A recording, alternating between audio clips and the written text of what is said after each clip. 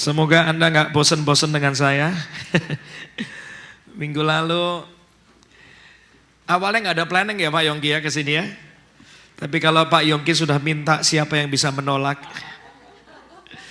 Mestinya sore hari ini saya melayani di BMC Philadelphia.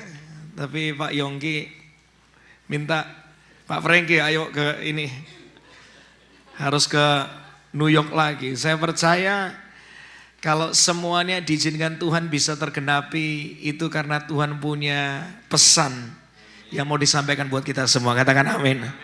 Amin. Siap dipulihkan? Saya kasih judul ini, persiapkan jalan bagi Tuhan. Katakan sama-sama dengan saya, katakan saya mau. Sekali lagi katakan saya mau mempersiapkan jalan bagi Tuhan. Nah, kita mesti ngerti bahwa Yesus sudah datang ke dunia, sudah lewat, betul? Kita harus ngerti bahwa Yesus tidak cuma datang ke dunia, tetapi dia sudah naik ke surga. Ingat bahwa setelah Yesus naik ke surga, di momen itu dia ngomong bahwa dia akan datang kedua kali. Jadi hidup kita hari ini ada untuk mempersiapkan kedatangan Yesus yang kedua. Karena yang pertama sudah dilewati. Ibrani 9 ayat 28. Begitu juga Kristus berapa kali? 1 kali. Dipersembahkan sebagai korban untuk menghapus dosa banyak orang. Ayat berikutnya kalimat ini mengatakan, ia akan apa? Dikatakan di sana, datang lagi pada kedua kalinya. Ingat ini. Bukan untuk menyelesaikan persoalan apa? Dosa. Tetapi untuk menyelamatkan orang-orang yang menantikan kedatangannya. Kita mesti ngerti bahwa kalau kita udah terima anugerah Tuhan begitu luar biasa, dosa kita diampuni, jangan terlena di sana. Karena Yesus akan datang kedua kali, bukan lagi sebagai bayi mungil. Kita mesti ngerti ini. Tetapi dia akan datang sebagai raja di atas segala raja yang penuh dengan kemuliaan. Kita lihat ayatnya, Matius 24 ayat 30. Pada waktu itu akan tampak tanda anak manusia di langit. Dengar ini. Apa yang firman Tuhan katakan pasti tergenapi. Katakan amin. Dan semua bangsa di bumi akan meratap dan mereka akan melihat. Anak manusia itu datang di atas apa? Awan-awan di mana? Di langit dengan segala apa? Kekuasaan dan kemuliaannya. Totally different. Beda dengan kedatangan Yesus yang pertama sebagai bayi mungil. Kedatangan Yesus yang kedua menyatakan dia raja di atas segala raja dengan segala kekuasaan dan kemuliaannya. Matius 25 gak berhenti di sana. Yesus akan datang kedua kali itu sebagai hakim yang adil. Matius 25 kita lihat ayatnya. Apabila anak manusia datang sebagai raja, itu diiringi semua malaikatnya. Ia akan duduk di atas tahtanya yang mulia. Segala bangsa, ingat ini, berarti tidak ada satu pun yang terlewatkan. Segala bangsa akan dikumpulkan di hadapannya. Lalu ia akan memisahkan mereka menjadi dua kumpulan. Seperti gembala memisahkan apa? Domba dari kambing. Orang-orang yang melakukan kehendak Allah, lihat ini, akan dikumpulkan di sebelah mana? Kanannya. Dan yang lain berarti yang tidak melakukan kehendak Allah akan dikumpulkan di sebelah kirinya. 46. Maka orang-orang itu yang di sebelah kiri akan dihukum dengan hukuman yang kekal. Sedangkan orang-orang yang melakukan kehendak Allah, baca sama-sama, akan mengalami apa? Hidup yang sejati dan kekal. Katakan amin. Makanya hari-hari ini mesti hati-hati dengan hidup kita. Jangan asal hidup, tapi hiduplah dengan hikmat. Katakan amin. Hidup mesti berhikmat hari-hari ini. Wahyu 22 ayat 12. Sebagai hakim yang adil, gak berhenti di sana, dia akan membawa upah. Yesus datang kedua kali. Dia akan membawa upah, dikatakan di dalam Wahyu 22 ayat 12. Sesungguhnya aku datang segera dan aku membawa upahku untuk membalaskan kepada setiap orang menurut apa? Jumlah ibadahnya? Enggak. Jumlah persembahannya? Enggak. Menurut perbuatannya. Tangkap ini. Kita nggak pernah tahu kapan waktunya Tuhan akan datang kedua kali. Entah kita masih hidup, ataupun bisa jadi kita sudah pulang duluan. Matius 24 ayat 42. Karena itu kita menasihatkan ini. Dikatakan di dalam Matius 24, lihat ayatnya. Karena itu jagalah. Sebab kamu tidak tahu pada hari mana Tuhanmu datang. Jadi kalau ada yang merasa tahu kapan Tuhan datang, itu tidak alkitabiah, itu pasti nggak benar. Baru kejadian kemarin, ada yang mengaku dia adalah titisan Nabi Nuh. Lihat nggak di sosial media? Dia ngomong sama orang-orang, ujungnya apa? Nggak jadi. Tuh lihat. Karena hari kedatangan Tuhan, tidak ada satupun yang tahu. Kita nggak perlu tahu kapan waktunya, tapi kita bisa mempersiapkan diri. Katakan amin. Kita bisa jaga-jaga. 2 Petrus 3 mengatakan, betapa suci dan salehnya kamu harus apa? Hidup. Ini cara kita berjaga-jaga. Sambil menantikan dan mempercepat apa? Kedatangan hari Allah. Nah, bagi orang yang mempersiapkan diri, hari kedatangan Tuhan kapanpun waktunya, itu seperti hari yang sangat dinanti-nantikan dan sangat membahagiakan, betul kan? Tapi bagi orang yang tidak mempersiapkan diri, itu akan menjadi hari yang menakutkan. Jujur aja. Karena kau gak siap. Tapi kalau engkau siap, kapanpun waktunya, aku siap Tuhan. Aku aman. Aku siap terima upahku. Betul? Makanya hari ini persiapkan diri kita. Sebelum Yesus lahir 6 bulan sebelumnya, ada seseorang yang sudah lahir terlebih dahulu. Namanya Yohanes Pembaptis. Dia adalah seseorang yang dipilih untuk mempersiapkan jalan bagi Yesus. Jadi mereka ini cuma beda 6 bulan. Dan menariknya sama-sama di usia 30 tahun baru muncul. Ini menarik. Kita lihat kisahnya tentang Yohanes Pembaptis. Dari sini kita bisa belajar persiapan apa yang kita bisa lakukan menjelang kedatangan hari Tuhan. Lukas 3 ayat 1-3, kisah tentang Yohanes Pembaptis. Dalam tahun ke-15 dari pemerintahan Kaisar Tiberius, ketika Pontius Pilatus menjadi wali negeri Yudea, dan Herodes raja wilayah Galilea, Filipus saudaranya raja wilayah Iturea dan Trankonitis, dan Lisanias raja wilayah Abilene. Pada waktu Hanas dan Kayafas menjadi imam besar, datanglah firman Allah kepada Yohanes, anak siapa? Zakaria di padang gurun. Ya.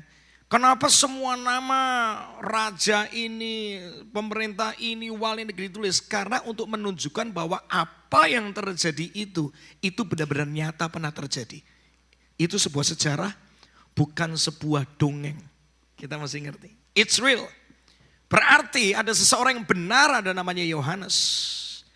Anak Zakaria di padang gurun. Ayat 3 dikatakan, maka datanglah Yohanes ke seluruh daerah Yordan dan dia menyerukan, baca sama-sama 3, 2, 1 apa? Bertobatlah dan berilah dirimu dibaptis dan Allah akan mengampuni dosa. Semua orang sudah berbuat dosa, yang setuju katakan yes. Dan kehilangan kemuliaan Tuhan. Nah, kita disuruh ngambil langkah utama bertobat. Bertobat dalam bahasa aslinya dipakai dengan kata metanoia. Sama-sama katakan metanoia. Metanoia itu artinya gini. Ada perubahan arah. Yang dulu ke sana, jadinya ke sini. Dari hatinya, pikirannya, arah hidupnya bukan cuma sekedar menyesal. Kalau cuma menyesal, arahnya tetap ke sana, nyesel, ya Tuhan ampuni saya, tapi nggak pernah berubah. Dan tidak pernah mau diubah. Tapi kalau namanya metanoia, engkau ngambil langkah, aku nggak mau hidup dalam dosa lagi. Ngambil langkah balik, aku mau ikut yang Tuhan mau. Itu namanya metanoia. Kenapa Tuhan mau kita ngalami metanoia? Karena kalau kita terus tinggal dalam dosa, dosa itu ujungnya selalu merusak. Gara-gara dosa, saking seriusnya dosa, Yesus sampai turun ke dunia loh. Itu gara-gara dosa, itu menunjukkan betapa seriusnya akibat sebuah dosa. Anggap ini. Kalau cuma masalah enteng gak perlu big boss yang ngurusin, setuju gak? Tapi bayangkan, raja di atas segala raja harus sampai turun menyerahkan dirinya. Itu menunjukkan dosa itu masalah yang sangat serius. Dan Tuhan gak mau kita tinggal di dalam dosa. Tuhan hari ini, dengar.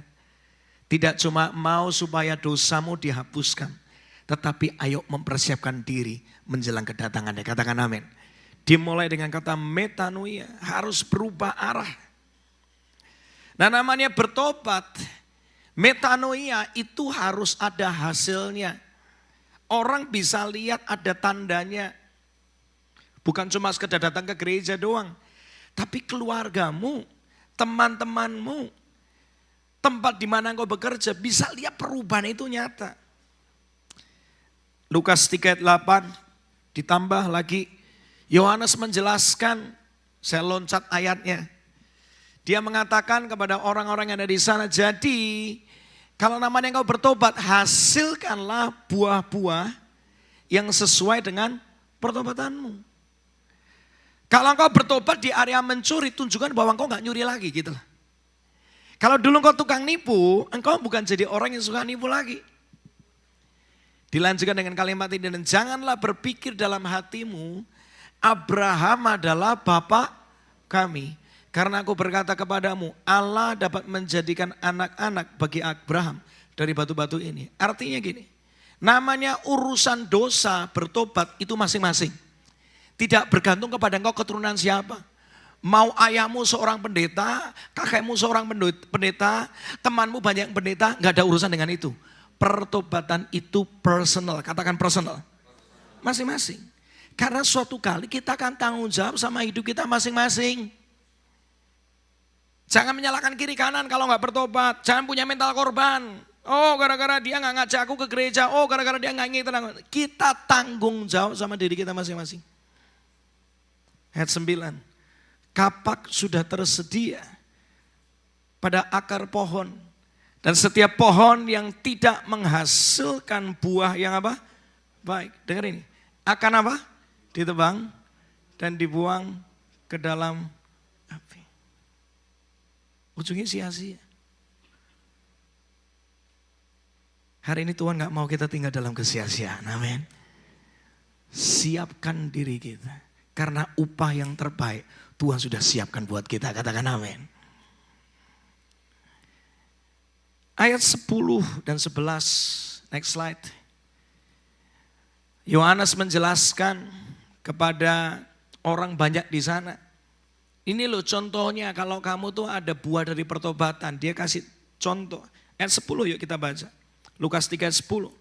Orang banyak bertanya kepada Yohanes. Jika demikian apa yang harus kami perbuat. Supaya pertobatan kami ini ada hasilnya. Dan dikatakan di sana jawab Yohanes. Barang siapa mempunyai 2 helai baju. Hendaklah ia membaginya dengan yang tidak punya. Dan barang siapa mempunyai makanan, hendaklah ia berbuat juga demikian. Dia ngomong sama orang banyak, jadilah orang yang kalau dulu engkau orang yang pelit, gak peka sama sesama, bertindaklah, lakukan sesuatu. Engkau punya 2 baju, engkau masih punya makanan, kasih buat orang yang membutuhkan. Ada metanoia, ada perubahan kehidupan. Dulu pelit, jadi murah hati. Dulu gak pernah mau sharing, tapi karena ada metanoia dalam hidupnya, dia mau jadi orang yang suka melayani. Amin. Selalu ada perubahan hidup. Ayat 12, 13, next slide. Tidak cuma kepada orang baik yang ada di sana. Ada datang juga pemungut-pemungut cukai untuk dibaptis. Ini menarik. Dan mereka bertanya kepada Yohanes, Guru, apa yang harus kami perbuat? Dan dijawab sama Yohanes, jangan apa? Menagih lebih banyak daripada yang telah ditentukan bagimu. Artinya gini, kalau kamu mau lihat hidupmu berubah mulai hari ini, hentikan kecurangan, jangan memakai kekuasaanmu untuk kepentingan dirimu sendiri. Saya rasa Roh Kudus lagi berbicara sama kita.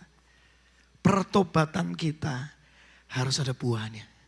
Bukan jadi orang yang sewenang-wenang lagi, katakan amin. Bukan jadi orang yang sok-sok punya kuasa. Bukan jadi orang yang semena-mena, katakan amin. Harus ada buahnya. Stop untuk melakukan kecurangan-kecurangan.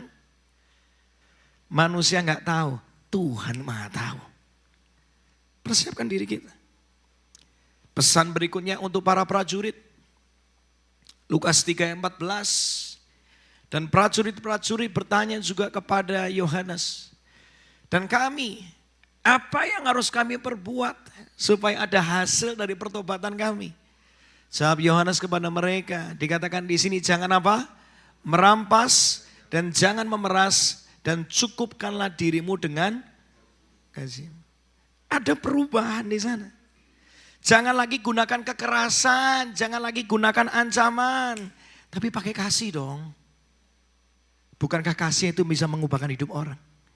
Hari ini kita bisa berubah itu karena kasih Tuhan, betul kan? Karena kita dikasih, karena kita diterima, karena kita diampuni. Dan ditutup dengan kalimat gini, kalau engkau mengalami metanoia, lihat ini harus ada tandanya. Cukupkanlah dirimu dengan apa?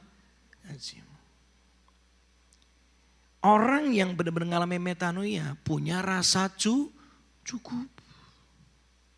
Seringkali dalam hidup bukan karena uangnya nggak cukup, tetapi keinginannya terlalu banyak. Betul kan?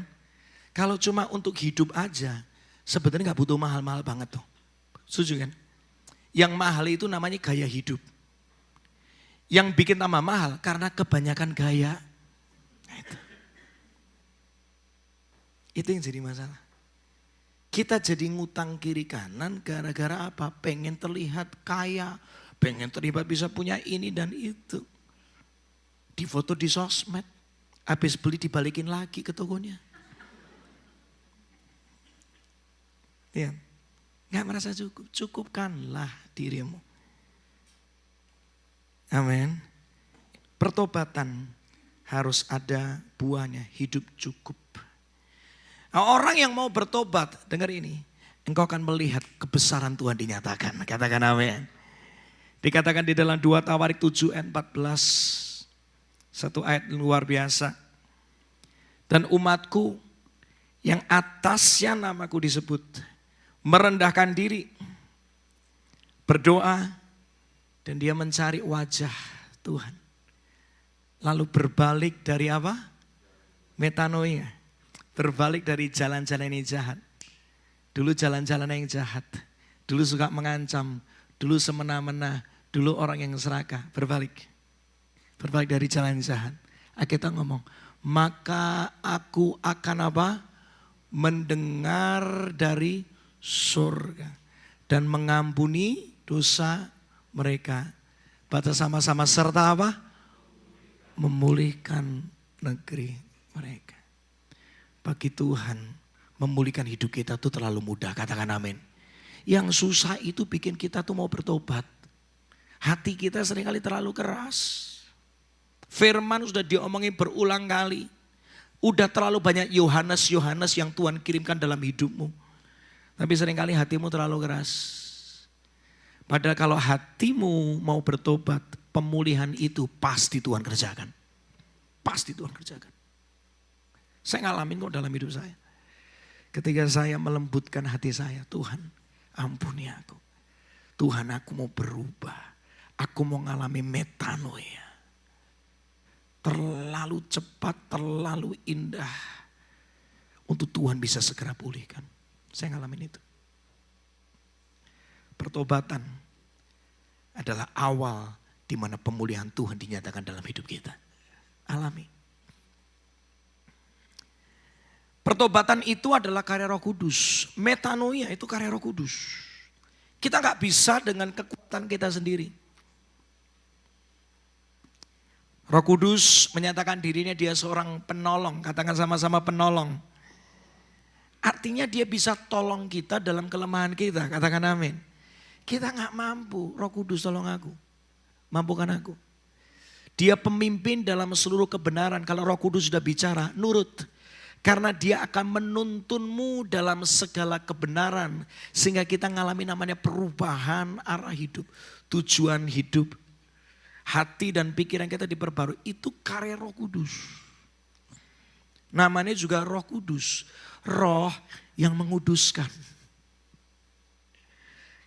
1 Korintus 3:18 kita lihat ayatnya di sana. Dan kita semua itu Tuhan mau pakai untuk apa? Mencerminkan kemuliaan Tuhan. Dengan muka yang apa? Tidak terselubung. Jadi kelihatan. Tuhan mau pakai setiap kita di tempat ini. Siapapun Anda, berapapun usiamu, apapun latar belakangmu. Tuhan bisa pakai kita sebagai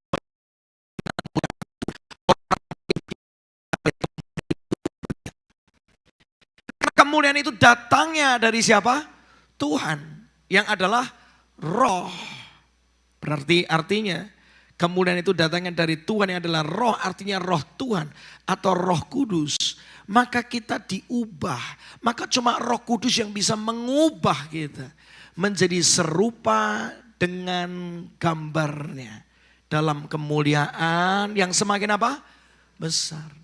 Berarti kemuliaannya awalnya kecil, tapi kalau kita minta tolong sama Roh Kudus terus, mau ngikut sama Roh Kudus terus, awalnya kecil, kemuliaan Tuhan akan jadi semakin besar. Katakan amin.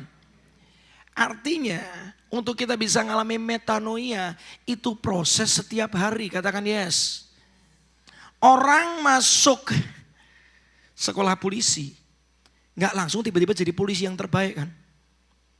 Butuh namanya proses. Butuh namanya waktu, butuh seringkali juga ditolong, diarahkan. Sehingga akhirnya bisa menjadi polisi yang terbaik, betul kan? Ya, kita nggak langsung. Saya nggak langsung tiba-tiba ada hari ini, ngalamin ini, itu nggak langsung. Kita semua sama, kita masih hidup di dalam daging. Saya masih bisa marah, saya masih bisa kesel, saya masih bisa mikir jelek sama orang, jujur aja. Tapi tiap hari saya minta pertolongan Roh Kudus. Roh Kudus mampukan aku. Tolong aku. Hidupku hari ini, cara berpikirku harus lebih baik dari hari kemarin. Hari ini aku mau jadi orang yang lebih sabar, lebih dari kemarin. Hari ini aku mau jadi orang yang tidak lagi menghakimi, tidak lagi ngosipin, tidak lagi pelit sama orang. Aku mau Roh Kudus. Tolong aku Roh Kudus. Tambah hari, tambah serupa dengan Yesus. Mencerminkan kemuliaan Tuhan yang semakin dahsyat. Katakan amin. Itu semua terjadi karena karya Roh Kudus. Nah pertanyaannya gini. Saya tutup dengan ini. Bagaimana, apa aja sih? Perubahan arah apa saja. Metanoia apa saja yang harus terjadi di dalam kita yang kita mesti alami, kita mesti siapkan untuk kedatangan Yesus kedua kali. Menariknya, Yohanes memberikan formulanya. Lukas 3:4-6. Pemain keyboard bisa maju. Seperti ada tertulis di dalam kitab nubuat Yesaya. Ada suara berseru-seru di padang gurun. Dikatakan di situ apa? Persiapkan apa? Jalan untuk Tuhan. Luruskanlah jalan baginya. Setiap lembah akan apa? Ditimbun. Setiap gunung dan bukit akan menjadi apa? Rata. Yang berliku-liku akan diluruskan. Yang berlekuk-lekuk akan diratakan. Dan semua orang yang akan melihat apa? Keselamatan yang datang dari Tuhan. Apa yang dikerjakan sama Yohanes ini, yang dia dapat, dia menyuarakan di dalam nubuatan yang disampaikan oleh Nabi Yesaya sebelumnya. Ini masih relate dengan kedatangan Yesus kedua kali. Dulu cuma ada satu Yohanes Pembaptis, tapi hari-hari ini Tuhan kirimkan banyak Yohanes Pembaptis untuk bicara dalam kehidupan kita tentang metanoia ini. Nah, secara historis di zaman itu, kalau ada seorang raja akan hadir, apalagi ketika nubuatan ini disampaikan, ini menarik nih. Namanya raja hadir, harus ada sesuatu yang disiapkan dulu. Kalau Anda ngikutin berita Indonesia, di satu daerah Indonesia kan lagi ngalami bencana, betul ya?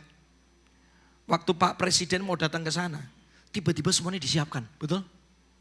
Itu nggak ada tenda penampungan awalnya, cuma mungkin ada beberapa, ini tiba-tiba jadi lebih banyak, betul? Jalan-jalannya dirapikan dan segala macam. Sehingga ketika Pak Presiden itu lewat, itu kepala pemerintah yang ada di sana itu bisa rada pamer gitu loh.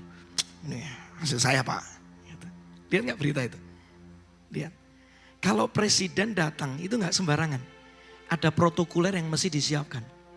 Nah, raja yang mau datang di zaman itu, mau datang ke satu wilayah, ada 3 hal yang mesti disiapkan. Dengar ini.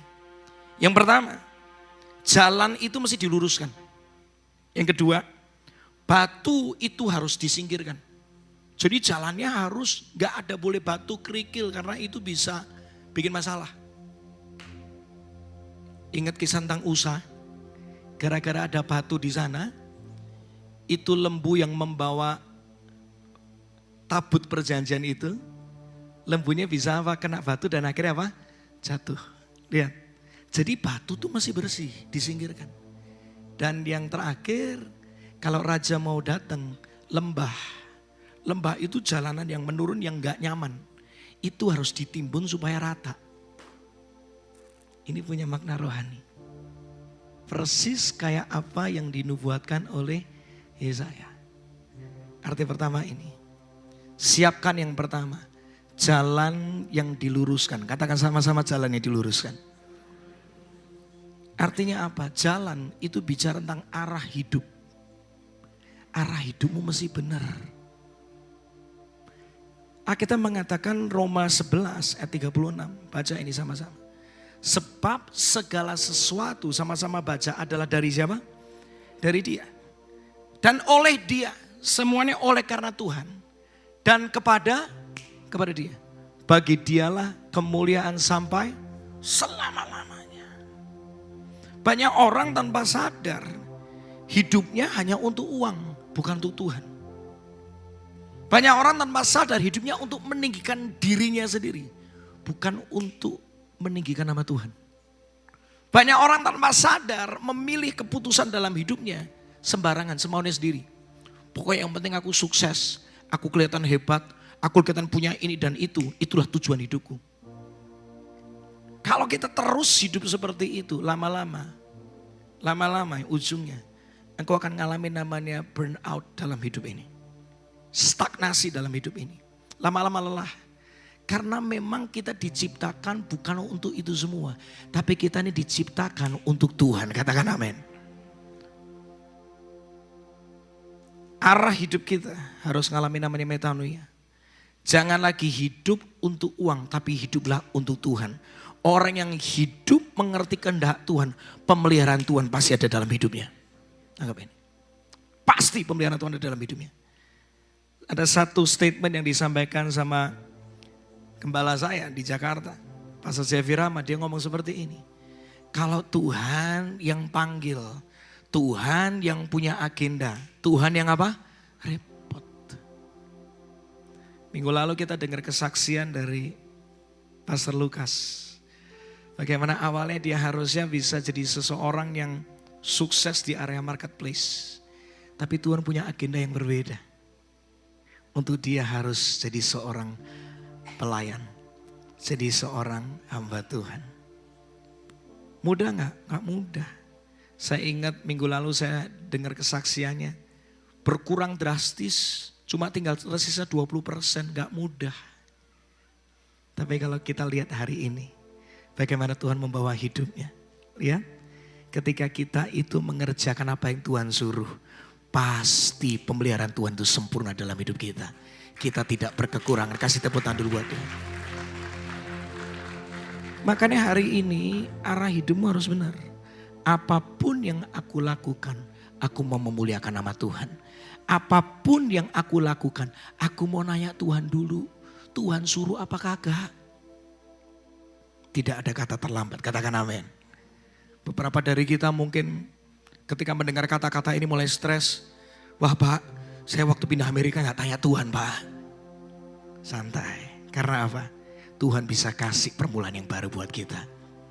Rencana Tuhan tidak pernah berubah, tapi rute Tuhan bisa diagendakan yang baru. Anda pernah lihat namanya GPS? Kalau Anda pakai GPS yang menarik ini, ketika Anda set mau ke satu tempat, satu tujuan, dia akan menentukan rutenya, betul? Dalam perjalanannya Anda menyimpang. Apakah tiba-tiba GPS-nya bakal rubah rutenya? Enggak, rutenya enggak pernah berubah. Tapi yang diubah adalah, tujuannya enggak pernah diubah. Tapi yang berubah adalah rutenya, dicari rute yang baru lagi. Tuhan tidak pernah berkekurangan cara untuk menuntunmu sampai masuk dalam semua rencananya Tuhan.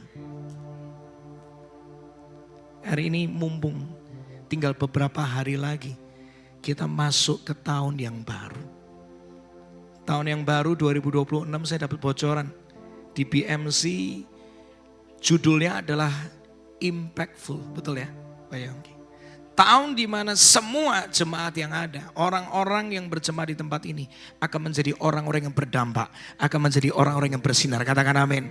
Pernikahannya bersinar, pekerjaannya bersinar, apapun yang dilakukan itu bersinar, bawa dampak yang baik. Semua dimulai ketika arah hidup itu benar. Karena cuma Tuhan yang bisa menerangi kegelapan hidup kita. Karena cuma Tuhan yang punya arah yang terbaik buat kita. Sebesar apapun mimpimu, mimpinya Tuhan jauh lebih keren. Anggap ini. Mimpinya Tuhan itu jauh lebih besar. Hari ini datang sama Tuhan. Apapun yang kau lakukan, selalu mikir gini. Kalaupun hari ini kau seseorang yang dikasih kepercayaan ini dan itu. Jangan jadikan kepercayaan dari Tuhan apapun itu sebagai tujuan. Itu cuma kendaraan, bukan tujuan. Bedakan antara sasaran dan sarana. Mobil, punya mobil, itu cuma sarana. Tapi mobil itu bisa membawa ke tujuan tertentu, itu baru namanya tujuannya. Nah, kamu gak sesuatu di sini? Bedakan antara sarana dan sasaran. Jangan sampai salah. Banyak orang tiap kali ngalami berkat Tuhan, pikir finish selesai, salah. Semakin banyak dipercaya, semakin mesti tanggung jawab. Hari-hari ini Tuhan ajarkan saya, tiap kali ngalamin apapun juga, mujizat saya yang terima. Saya jujur aja gak langsung happy. Karena tiap semua apapun yang Tuhan percayakan, Tuhan punya agenda di sana. Untuk dia, Tuhan mau apa? Semakin banyak dipercaya, semakin banyak yang kita bisa kerjakan untuk menyenangkan hati Tuhan. Amin. Mikir ulang. Hari ini aku dapat kerjaan ini Tuhan. Tuhan kok buka pintu baru buat aku. Tuhan suruh aku. Saya ngerasa ada beberapa dari Anda yang Tuhan ngomong dengan spesifik. Jangan buru-buru keluar dari pekerjaan. Tanya Tuhan dulu. Sekalipun ada iming-iming yang besar, ada proposal yang menarik. Tuhan yang lebih tahu. Jangan terbawa emosi. Tuhan yang punya agenda. Dia pencipta. Dia yang punya rancangan terbaik buat ciptaannya. Amin. Tanya Tuhan dulu. Datang sama Tuhan dulu. Tiap kali dapat kepercayaan. Tuhan mau apa? Tuhan kepengen apa dari hidupku? Kalau anak kecil kepengennya terus dimengerti, menuntut, betul? Tapi begitu kita udah dewasa, belajar untuk mengerti, belajar untuk memberi. Setuju? Itu bedanya. Kalau Anda pengen jadi orang-orang impactful, biar kekristenanmu menjadi kekristenan yang dewasa, katakan amin. Pesan ini bukan untuk pesan untuk orang yang tidak mau didewasa. Ini adalah pesan untuk setiap kita yang mau belajar dewasa bersama dengan Tuhan. Yang kedua, arah hidup harus benar. Apa-apa tanya Tuhan, apa-apa untuk kemuliaan Tuhan. Apa-apa untuk bisa membawa orang banyak kenal Tuhan. Apa-apa kita pakai untuk bisa menolong banyak orang. Yang kedua, batu harus disingkirkan. Seorang raja kalau mau datang pada zaman itu, batu harus disingkirkan. Batu itu bicara apa? Dosa yang mengikat harus dibereskan. Harus dibersihkan. Ibrani 12 ayat 1 dikatakan di sana. Kita baca ayatnya, 2 slide berikutnya. Jadi saudara-saudara, mengingat betapa banyaknya pahlawan iman yang sudah mendahului kita dan sekarang sedang menantikan kita, marilah kita mengikuti teladan mereka. Baca sama-sama yuk. Buanglah apa? Semua beban dan dosa yang menghalangi kita dalam pertandingan yang sudah ditetapkan Allah untuk kita jalani. Marilah kita terus apa? Berjuang sampai akhir. Dilanjutkan dengan kalimat ini, dalam pertandingan ini hendaklah mata kita terus memandang kepada siapa? Ke depan yaitu kepada Yesus. Dialah perintis dan pahlawan iman yang terutama bagi kita. Yang sudah menyelesaikan pertandingannya dengan apa? Sempurna. Yesus tabah menahan penderitaan yang sangat memalukan di kayu salib. Karena dia terus memandang ke depan kepada sukacita yang sudah disediakan baginya di kemudian hari. Sekarang dia duduk menantikan siapa? Kita semua di tempat yang paling terhormat di samping tahta Allah. Yesus tidak berdosa, dia dicobai segala macam cara tetapi dia bisa menang atas dosa. Artinya kalau Yesus sudah menang, dia bisa menolong kita yang berdosa. Hari ini bisa jadi dalam hati kita ada batu-batu yang mesti disingkirkan, ada batu kebencian yang mesti dibereskan. Persiapkanlah hatimu menjadi hati yang bersih. Jangan izinkan lama-lama. Kebencian itu merusak masa depanmu. Orang gak bisa dipakai dengan dahsyat dalam hidupnya karena terlalu kelamaan simpen sampah. Orang kalau udah terlalu banyak simpen sampah dalam hidupnya, kacamatanya itu gelap.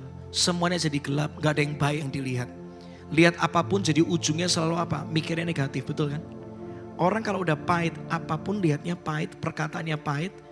Orang mau tolong pun dia selalu melihat, orang ini mau rusak hidup saya. Selalu mikirnya negatif terus, gak pernah yang positif. Akhirnya kehilangan semua yang terbaik yang Tuhan mau nyatakan dalam hidupnya. Hari ini batu-batu kebencian mesti dibuang. Batu-batu kemarahan harus disingkirkan. Batu kepalsuan, kemunafikan mesti dibereskan. Batu kesombongan, batu kekerasan hati, batu keserakahan, batu nafsu rela menyakiti orang lain demi kepentingan dirinya. Batu motivasi yang jahat, kelihatannya melayani tapi sebenarnya mencari posisi, kepengen dipandang hebat. Batu ketidaktulusan mesti dibereskan. Batu iri hati, batu menghakimi, batu keraguan sama Tuhan mesti dibereskan. Persiapkan dirimu. Hari ini ada beberapa mungkin berkata, Pak Franky saya gak sanggup. Kita memang gak sanggup. Tapi Roh Kudus anugerahnya akan memampukan kita. Katakan amin. Yesus sudah menang untuk bisa tolong kita. Yang sudah menang pertandingan bisa membantu kita yang sedang di dalam pertandingan. Siapkan diri Anda. Metanoia harus terjadi. Ketika kita dilepaskan dari batu-batu ini, kapanpun Tuhan panggil, kapanpun Tuhan datang, I'm ready, aku siap. Yang terakhir, saya tutup dengan ini. Lembah harus ditimbun. Lembah itu bicara apa? Sesuatu yang kelam, sesuatu yang menakutkan. Artinya, lembah harus ditimbun, punya makna rohani ini. Trauma masa lalu atau identitas yang rusak harus dipulihkan. Kita ada hari ini. Bisa jadi karena sudah melewati banyak kejadian yang gak mudah, betul? Dan akhirnya membuat kita jadi orang-orang yang gampang trauma. Di sini ada yang trauma menikah, bisa jadi ada. Ada yang trauma pacaran, bisa jadi ada. Ada yang trauma jadi pengusaha, bisa jadi ada. Betul kan? Mungkin ada yang trauma berjemaat, ada. Aduh, aku gak mau deh berjemaat nanti dilukai lagi. Tuh. Ada yang trauma melayani. Aduh gak mau deh melayani lagi. Ujung-ujungnya nanti gini gitu, sikat-sikatan kiri kanan. Lihat. Trauma-trauma ini mesti beres. Alkitab berkata, siapa ada di dalam Kristus, ia ciptaan yang baru. Yang lama sudah berlalu, yang baru sesungguhnya sudah datang. Artinya gini, kalau yang lama gak beres, yang baru gak bakal datang. Padahal yang baru, yang terbaik selalu menanti di depan kita. Katakan amin. Ya. Saya ngalami banyak trauma dalam hidup saya. Trauma pacaran pernah. Sampai break beberapa tahun, udah deh gak usah pacaran deh, ujungnya gini-gini segala macam, pernah. Saya pernah ngalami trauma urusan pelayanan, pernah. Saya pernah ngalami trauma macam-macam dalam hidup saya, trauma bikin album gagal berulang kali, pernah. Tapi yang membuat saya bangkit hari ini, itu cuma karena Tuhan. Karena saya datang sama Tuhan, Tuhan aku bawa traumaku. Ku bawa hatiku, penyembahanku, ku semakin berkurang, Yesus makin bertambah.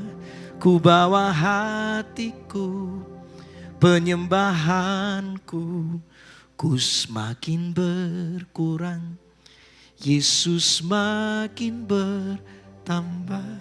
Tuhan aku bawa hatiku yang takut ini, hatiku yang rusak ini, apapun itu juga Tuhan pasti menerimanya. Katakan amin. Justru kalau kita bawa sama Tuhan, Tuhan bisa pulihkan. Katakan yes. Ya. Bawa semua traumamu. Seringkali trauma itu malah Tuhan pakai. Suatu kali kisah kegagalanmu akan Tuhan pakai menjadi kisah kemenangan di depanmu. Saya ingat kisah tentang perempuan Samaria. Perempuan Samaria itu gagal menikah berulang kali. Sampai Alkitab ngomong kayak gini. Yesus ngomong sama perempuan Samaria kan. Kamu nih udah 5 kali, yang ada padamu sekarang itu juga bukan suamimu, by the way. Kamu gagal berulang-ulang kali sampai kamu malu, trauma dia.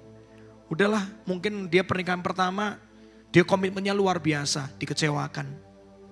Komitmen kedua dikecewakan lagi, trauma. Akhirnya gak perlu nikah-nikah deh. Udahlah, hubungan tanpa status saja lebih enak. Ya. Karena trauma, akhirnya punya prinsip hidup yang salah. Tapi ketika dia berjumpa dengan Yesus, Yesus pulihkan hidupnya. Seseorang yang trauma justru dipakai sebagai pembawa kabar baik bagi satu kampung. Tuhan itu luar biasa. Tuhan sanggup pulihkan trauma kita karena yang baik, yang baru sedang menanti di depanmu. Jangan izinkan trauma itu melabel hidupmu jadi identitasmu. Beberapa orang berkata di sini dalam hatinya, saya ini orang gagal, tapi hari ini dengar, apapun kegagalanmu tidak pernah mengubahkan kasih Tuhan dalam hidupmu. Apapun kegagalanmu tidak pernah mengubahkan rencana Tuhan yang terbaik dalam hidupmu. Ingat, Petrus gagal berulang kali, tetapi rencana Tuhan dalam hidupnya tidak pernah berubah. Sekali Tuhan ngomong bahwa engkau pendiri jemaat mula-mula, sampai kapanpun sekalipun dia gagal, tetap Tuhan ngomong engkaulah yang akan mengembalakan. Lihat, rencana Tuhan gak pernah berubah. Hari ini kalau engkau merasa trauma, ingat. Rencana Tuhan gak pernah berubah dalam hidupmu. Apapun kegagalanmu, ingat.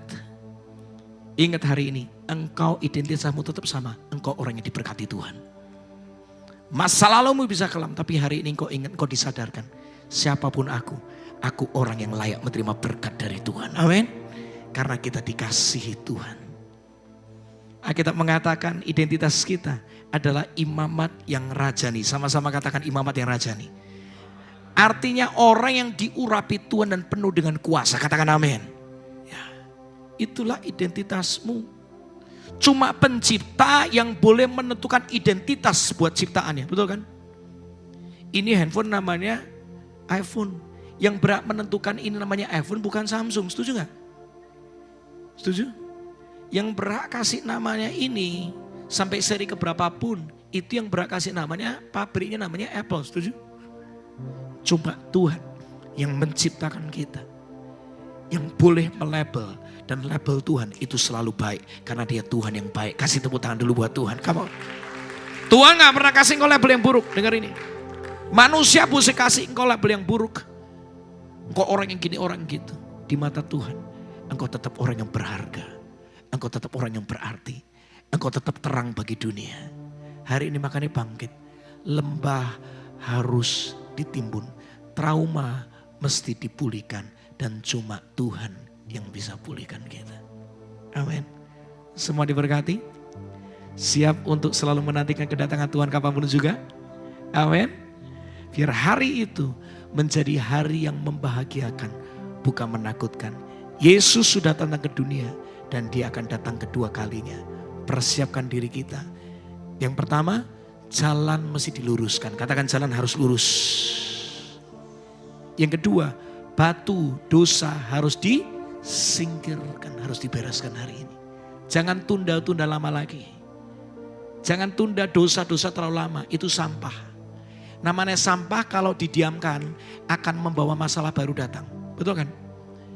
Anda coba makanan yang udah basi, ditaruh di rumah Anda, gak perlu diapa-apain. Anda gak perlu kirim undangan sama lalat, gak perlu kirim undangan sama bakteri-bakteri. Tapi gak tahu gimana, mereka tiba-tiba bisa datang sendiri kan. Rumahmu jadi rumah gak sehat, gara-gara mau simpen makanan basi, setuju gak? Sesuatu yang buruk, yang harusnya dibuang yaitu dosa, sampah. Bereskan. Mumpung sebentar lagi tahun baru, kita mau punya hati yang baru, hidup yang baru. Amin. Pakai momentum ini. Tuhan, ampuni dosaku, akui. Bersihkan aku. Karena cuma Tuhan yang bisa kasih aku hidup yang baru. Lembah harus ditimbun. Trauma harus dipulihkan. Karena yang baru, rencana Tuhan yang terindah menanti di depan kita. Kasih tepuk tangan dulu buat Tuhan. Pakai berdiri sama-sama. Ku telah mati dan tinggalkan cara hidupku yang lama. Katakan sama-sama. Semuanya sia-sia dan tak berarti lagi. Hidup ini ku letakkan pada mezbamu ya Tuhan. Katakan ya. Jadilah padaku seperti yang kau ingini. Boleh gak taruh tangan di hati sama-sama? Nyanyikan lagu ini. Ku telah mati dan tinggalkan cara hidupku yang lama.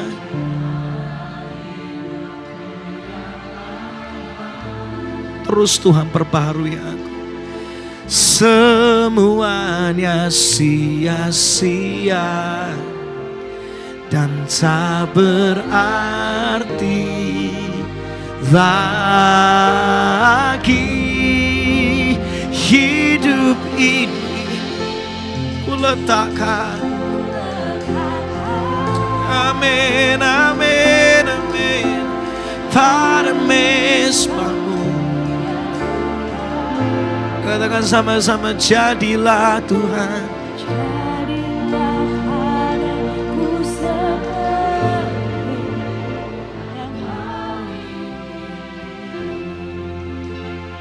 Sebelum kita akan doa sama-sama, saya mau kasih Anda satu kesaksian yang saya barusan alami beberapa waktu yang lalu. Sekalipun hari ini saya sudah banyak melayani, tapi ternyata hati saya ini tanpa sadar masih terus diproses sama Tuhan. Ada satu dosa, namanya dosa kurang mengandalkan Tuhan namanya. Sombong, lebih mengandalkan manusia. Alkitab berkata terkutuklah orang yang mengandalkan kekuatan manusia, tapi diberkatilah yang mengandalkan Tuhan. Tahun ini saya membuat sebuah konser di Jakarta. Ada seseorang yang tiba-tiba datang untuk support. Tanpa saya sadar, saya menaruh rasa aman saya sama orang ini. Dia kasih saya Mimpi yang saya mau, Pak Franky kita bikin yuk di tenis indoor Senayan, tempatnya muat 3.500. Wah semangat saya, yes. Gak lama setelah itu tempatnya di DP, 250 juta keluar untuk DP tempat itu. Bulan Juni 2025, orang ini tiba-tiba drop kesehatannya. Setelah dicek ternyata kena kanker kolon stadium akhir. Kondisinya semakin drop. Di momen seperti itu saya gak berpikir dia bakal berpulang. Saya sama teman-teman kerjakan yang terbaik yang kita bisa. 1 bulan sebelum acara, promotor yang meninggal, bayangkan. Promotor itu kerjaannya 2. Satu adalah menyelenggarakan acara, memanage seluruh acara. Yang kedua, mendanai utama untuk semua kebutuhan acara. Konser itu habisnya sekitar 2 miliar lebih. Dan ketika dia meninggal, kita ketemu sama keluarganya melalui Zoom. Keluarganya ngomong, Pak Franky boleh gak konsernya dibatalkan aja, bayangkan. 1 bulan sebelum acara, apa kata dunia? Dia bisa pulang, saya mau lari kemana? Gak gampang buat saya. Tapi hari itu Tuhan tegur saya. Kamu mengandalkan manusia, gak mengandalkan Tuhan. Makanya pengharapanmu diambil sama manusia. Supaya cuma Yesus yang diandalkan. Jangan cuma tulis lagunya, Yesus yang kuandalkan. Tapi sampai hari ini pun Roh Kudus masih terus perbarui hati saya.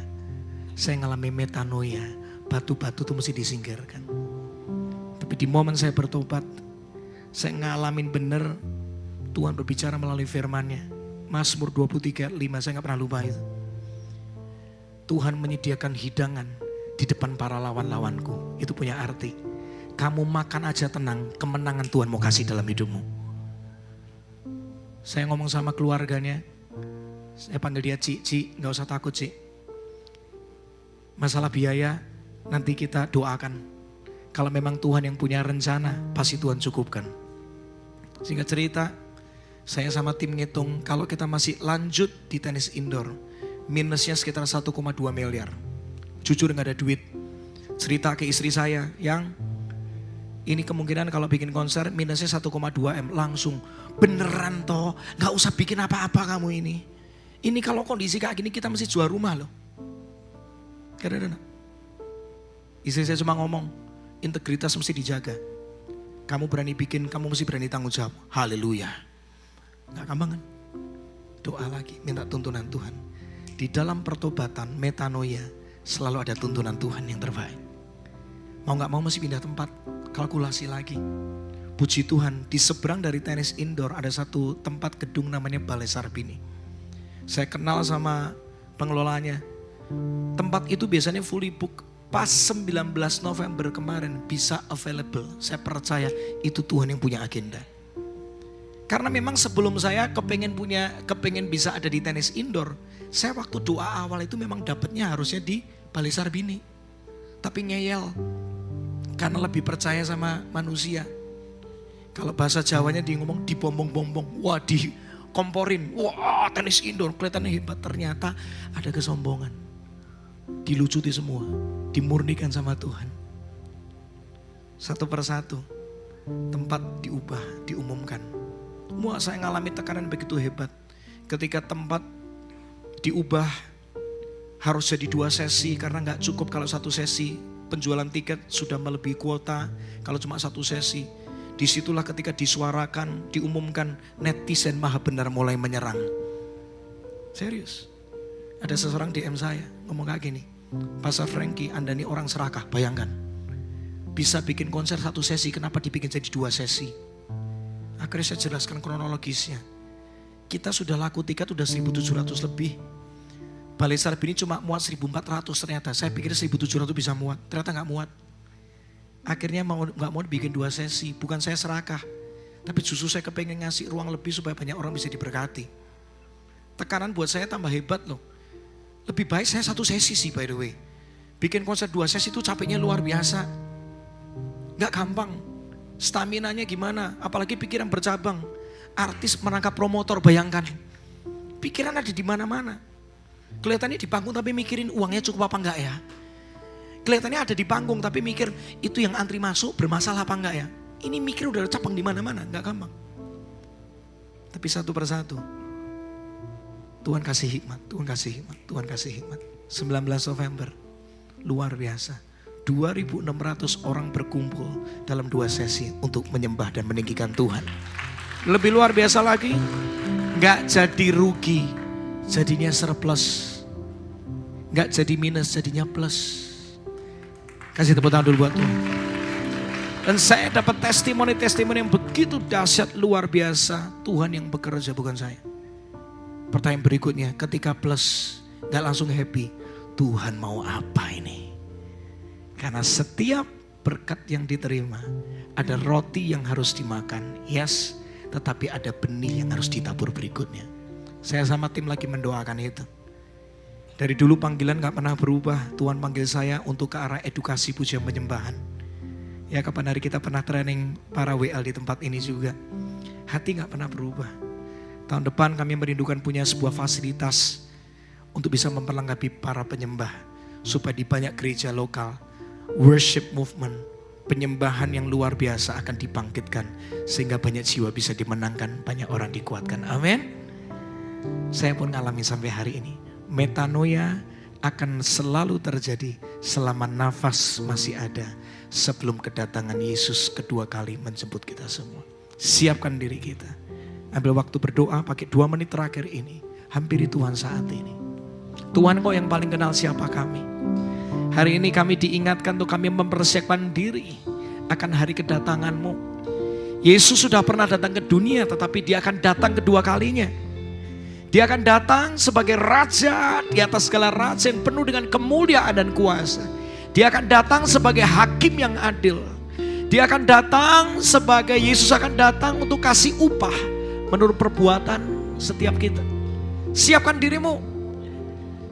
Jangan terlena. Siapkan dirimu. Yang pertama, arah hidupmu harus beres. Kalau ada sesuatu yang gak beres, datang sama Tuhan. Selama ini mungkin kau cuma mikirnya uang, uang, dan uang. Ganti. Semuanya adalah dari Tuhan, oleh Tuhan, dan untuk Tuhan. Kalau Tuhan yang menjadi tempat yang utama, jangan kaget. Pemeliharaan Tuhan pun sempurna dalam hidupmu. Saya sudah mengalaminya, ini waktunya Anda mengalami juga.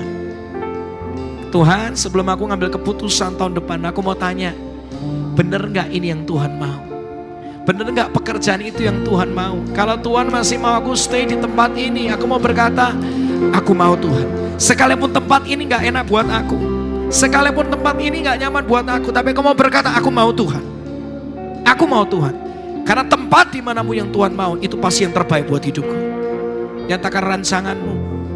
Kalau hari ini aku dipercaya apapun juga, aku mau pakai ini bukan untuk mengangkat diri, tapi aku mau ceritakan sama banyak orang betapa dahsyatnya Tuhan di hidupku. Itulah namanya jalan yang diluruskan, arah hidup yang benar. Semuanya tentang Tuhan. Yang kedua, batu mesti disingkirkan. Ada batu-batu yang harus dibereskan dari hidupmu. Batu kemunafikan, batu kebencian, batu perzinahan, batu keterikatan dosa apapun juga. Batu kemunafikan, batu kesombongan, batu yang merasa hebat tanpa Tuhan. Bereskan hari ini, bereskan hari ini. Batu kekerasan hati, bereskan hari ini, bereskan hari ini. Yes, Lord. Jamah hati kami Tuhan. Pulihkan kami, berikan kami hati yang baru. Berikan kami hati dan pikiran yang baru. Tuhan, ampuni semua dosa kami. Datang sama Tuhan. Barang siapa mengaku dosa, maka Tuhan, Allah yang setia dan adil, Dia akan menyuci kamu dari segala kejahatanmu. Datang sama Tuhan hari ini. Batu harus disingkirkan untuk mempersiapkan Raja kemuliaan yang akan datang kedua kalinya. Dan yang ketiga, lembah mesti ditimbun. Kalau hari ini kau punya trauma-trauma masa lalu yang menakutkanmu, izinkan Tuhan yang angkat semua bebanmu. Izinkan Tuhan yang pulihkan itu semua. Jangan sampai kegagalan masa lalumu membuatmu terhalang untuk melihat masa depan yang terbaik yang Tuhan sudah rencanakan dalam hidupmu. Hari ini datang sama Tuhan. Apapun trauma aku bawa sama Tuhan. Apapun ketakutan masa laluku, kegagalan masa laluku, baik sama Tuhan. Karena Tuhan bisa mengubah semuanya menjadi sebuah kisah kedahsyatan Tuhan dalam hidupku. Seperti perempuan Samaria, dia gagal berulang kali. Dia ngalami trauma sampai gak mau lagi menikah. Akhirnya punya hubungan yang gak jelas. Tapi ketika dia berjumpa dengan Yesus, Yesus pulihkan hidupnya. Diubahkan jadi pembawa kabar baik bagi banyak orang. Tuhan, Engkau bisa memakai siapapun kami. Hidup kami penuh dengan trauma. Kami bawa sama Tuhan. Pulihkan kami Tuhan. Sembuhkan kami dari semua trauma-trauma kami. Ada di sini yang mengalami trauma akan masa lalunya. Karena pernikahannya, karena pekerjaannya, karena pelayanannya. Tapi hari ini adalah hari pemulihan. Mari kita masuk ke tahun yang baru ini. Dengan hidup yang bersih. Hidup yang dipulihkan sama Tuhan. Pakai 1 menit terakhir ini, izinkan Tuhan membersihkan seluruh hidup kita. Karena cuma Dia yang mampu melakukannya. Yes Lord, yes Lord. Kita punya 30 detik lagi. Pakai momen ini. Jangan sampai engkau pulang dari tempat ini, engkau masih jadi orang yang sama. Tapi engkau pulang dari tempat ini, engkau bawa kisah kemenangan dalam hidupmu. Jalan diluruskan, batu disingkirkan, lembah ditimbun. Yes. Ada kesembuhan di tempat ini. Terima kasih Tuhan. Terima kasih buat firman-Mu hari ini. Hari ini, mulai hari ini, Roh Kudus berkaryalah. Biar kami tambah hari, tambah mencerminkan kemuliaan Tuhan. Dan cuma Roh Kudus yang bisa ubah hidup kami. Mari Roh Kudus berkaryalah. Berkaryalah setiap waktu dalam hidup kami. Terima kasih buat firman-Mu yang memulihkan hidup kami, yang menerangi langkah kami. Biar kami tidak terlena. Biar kami tidak menyia-nyiakan anugerah Tuhan dalam hidup ini. Terima kasih Tuhan. Dalam nama Yesus. Semua yang dipulihkan, katakan sama-sama. Amin. Kasih tepuk tangan yang dahsyat buat Tuhan. Tuhan memberkati. Silakan duduk Pak.